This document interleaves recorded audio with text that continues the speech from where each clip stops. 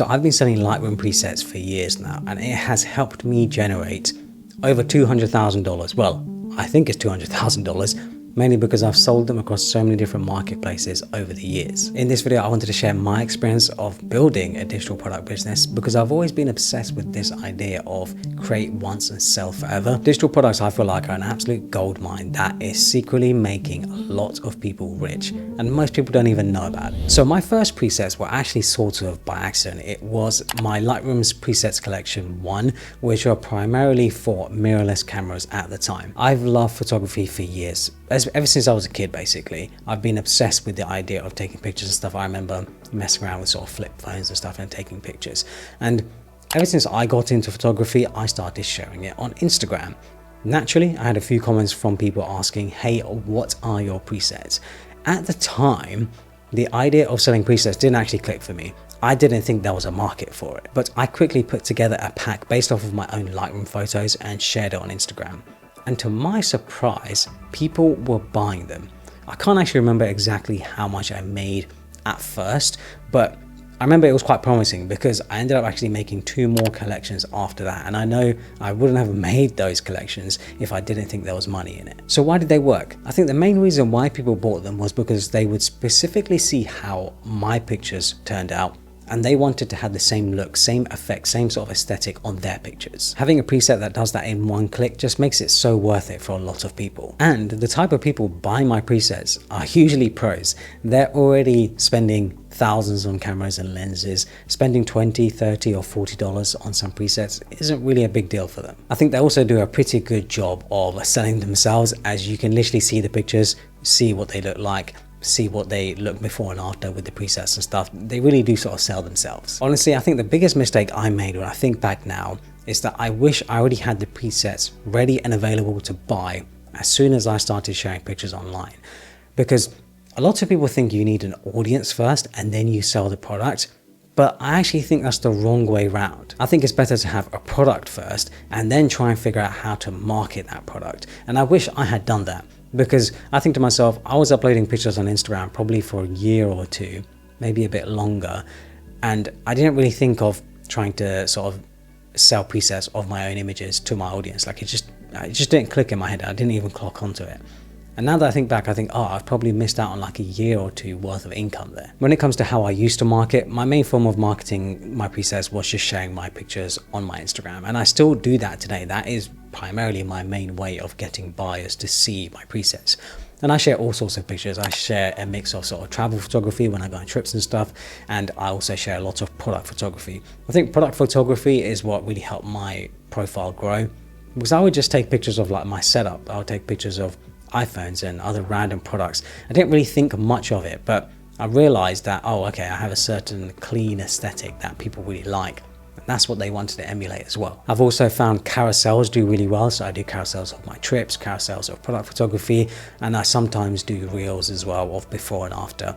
Nothing too wild, nothing too crazy, nothing that's going to take up too much of my time. I feel like it's actually quite standard stuff that anyone can do. And then what I'll do is I'll sometimes mention in the caption that I have some presets and they should check them out, link in my bio. I don't do that all the time though, because I don't want to come across as quite spammy. But the idea is that if I do it enough times, people will be aware that I have them and they just know that they're there and they can buy them if they're interested. But if they're not interested, that's fine, but they don't have to buy them. What's funny is that I don't consider myself a photographer in any way whatsoever. I'm not an expert or anything like that, which I think is important, and I want to make it known to people. You do not need to be experienced or an expert in something to start. You just have to do the thing. You can become an expert as you do the thing. A lot of people think they need to have all the knowledge, all the expertise, just everything before they start something. But you really do not need to. I feel like my whole life I've really not known much, but I figured it out along the way. A mistake that I've seen others make though is that they don't put any effort into marketing something when they've made a product. They kind of just expect the sales to come out of nowhere. Marketing using social media, I think, is absolute gold right now. And I'd say it's actually easier than ever as well. But I get it, because it's difficult if you haven't done it before. But from my perspective, because I have done it, I really do think this is the best time ever to market stuff with social media, because you don't have to pay for that audience. You don't have to pay for those eyeballs. It's free. Marketing in the past has always been about who has the most money and who can get their product in front of people.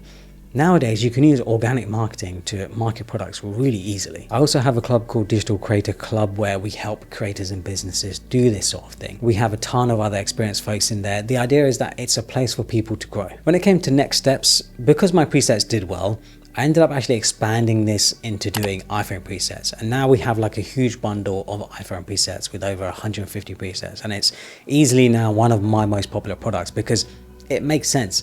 Nearly everyone has an iPhone, and if you have a pro version of an iPhone, it can shoot pro raw images, and pro raw images you can use Lightroom presets on. So the market for it has actually expanded so much. And I think a lot of people who get a pro iPhone specifically actually do care about the camera. They want to get better quality images. So there's a much larger market there. And of course they're spending like $1,000, $1,500 on a phone.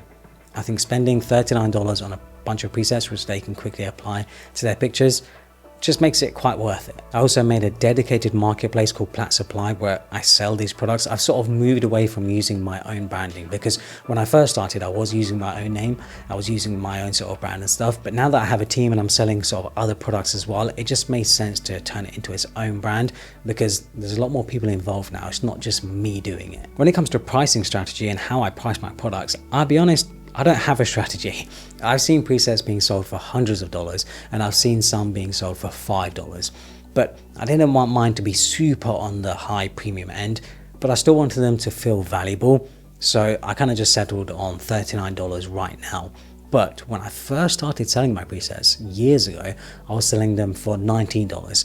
I've slowly upped the price over the years as I feel like they sort of provide more value than they once did. The great thing about digital products is that I feel like they're so easy compared to anything else. They have very little cost and the profit margins can be huge. They're also very low maintenance, but that doesn't mean they're all low maintenance. I would just say most of them are, because once you make a digital product, you can sort of just sell it forever. There really is nothing else like it. It feels like I'm making money out of thin air. And it compounds quite well in the sense that they can make money for years. I still have digital products that I made 10 years ago still making me money now, which blows my mind because that's something I made 10 years ago and haven't touched and it still gets sales now. Like, that's crazy to me. Now, if you're interested in making some of your own digital products, here is some advice that I would give to anyone wanting to make their own. Figure out what makes your product unique. It doesn't have to be unique in the sense of that it's something that's never been done before, but it needs to be unique enough that someone would pick it over something else. How long is it going to take to make? Because if you're just starting out, I would highly recommend starting with something that's quick and easy, because you don't want to be spending weeks or months making something to then end up with no sales because it wasn't a product that anyone wanted in the first place. Make it easy to buy. Man, the amount of people I see trying to make a fancy website with fancy animations or some other nonsense is just crazy, because if you look at my store, Plat Supply, it's literally just a white background with product thumbnails. There really isn't much else to it. I've kept it really simple because most buyers don't actually care about if your website looks fancy. They just want to be able to see what the product is, see what kind of value it provides, and then just buy it. They want to have the quickest experience possible. Figure out if it actually provides value, because presets, I feel like, are an easy value provider. You purchase one-click edits for pictures. The value is in the aesthetic of the preset and the time saved. I don't want to spend a couple of hours trying to get a look when I can just buy a one-click solution which will do it for me within a couple of seconds. So yeah, selling digital products. I've made so many videos about selling digital products on the channel. You guys should check them out. But selling digital products for me has really changed my life and shown me ways to make money that I just didn't think was possible before. Like, I just had no idea. Because I remember thinking to myself when I first started making digital products, who's really going to buy these? And I think that's the wrong way to look at it, because you don't necessarily have to be the customer of your own product. A lot of people say this, oh, you know, make something that you would buy or make something, but I actually don't think that always applies. It definitely helps, but I actually think you should turn it the other way around. Try and figure out what products you can make that can provide value for other people. Because to you, something might be easy, something might be quick. It might be something that you have experience and knowledge in. However, to someone else, that doesn't exist. They don't know about it. They don't know how to do the thing. They don't know how to go from step 1 to step 2. So I think if you can provide that solution, if you can provide a product that can do that for them, that's where the value is. And that's what I've realized from making digital products over the years. Because people also say the same about wallpapers. Who buys wallpapers? I used to think that as well.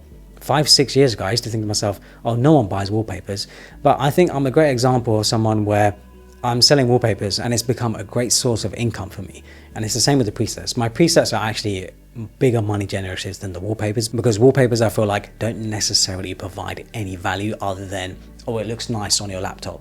Like, it doesn't really do much else. But presets really do provide value because they're one-click solutions to get something. Yeah, digital products for me, absolutely game-changing. Absolutely changed my life.